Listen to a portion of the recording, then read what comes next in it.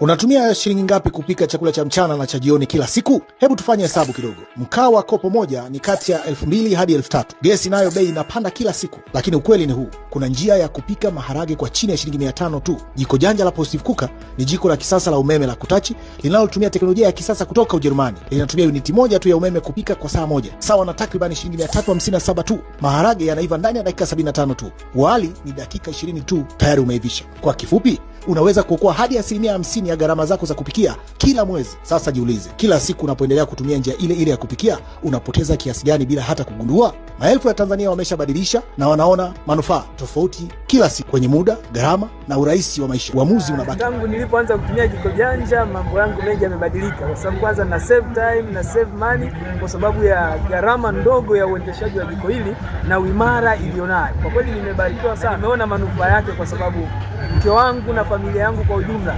wanafurahia maisha ya kutumia jiko janja. Piga simu namba zinazoonekana kwenye skrini au tutembelee. Tuna ofisi Arusha, Dar es Salaam, Dodoma, Mwanza, Mbeya na tunafanya delivery nchi nzima. Unalipa ukishapokea.